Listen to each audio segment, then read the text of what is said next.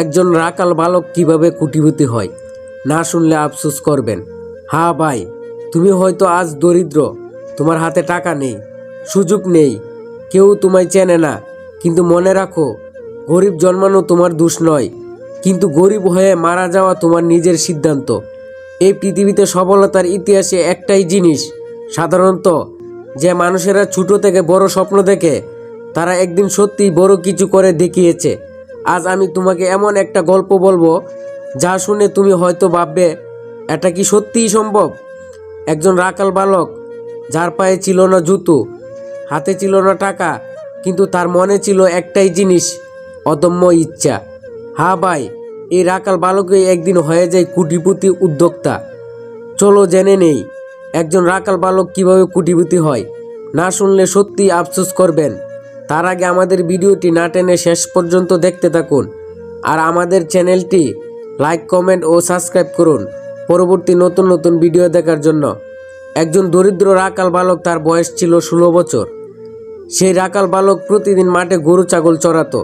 তার পায়ে জুতো ছিল না, পোশাক ছিল ছেঁড়া, কিন্তু তার মনে ছিল বড় স্বপ্ন। যখন অন্য রাখাল বাচ্চারা দুপুরে ঘুমাতো, সে তখন পাহাড়ের নিচে বসে ভাবত, আমি কি সারা জীবন এভাবেই কাটাবো, নাকি আমি এমন কিছু করব যাতে একদিন মানুষ আমাকে চিনবে।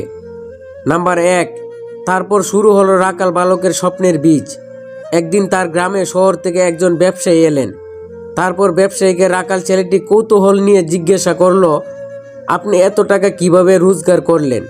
ব্যবসায়ী হেসে বললেন, আমি ছোটোবেলায় তোমার মতোই মাঠে গরু ছাগল চড়াতাম, কিন্তু আমি গরুর দাম, বাজারের চাহিদা আর মানুষের প্রয়োজন শিখেছিলাম। এই কথাটা ছেলেটার মনে আগুন ধরিয়ে দিল।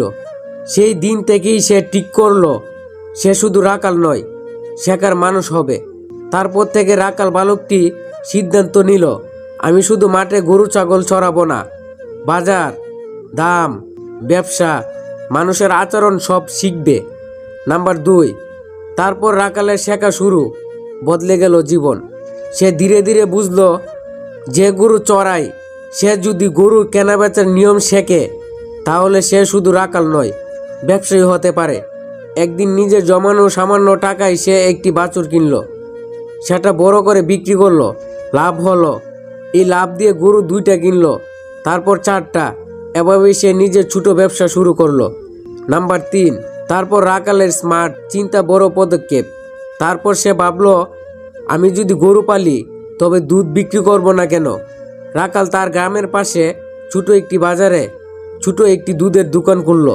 তারপর মানুষ দেখলো, এই রাখাল ছেলেটা অন্যরকম, পরিশ্রমী আর সৎ। ধীরে ধীরে তার দুধের দোকান থেকে দুধ কারখানায় রূপ নিল। সে শুধু দুধ বিক্রি করলো না, দই, ঘি, মাখন, আইসক্রিম সব পণ্য বানাতে শুরু করলো।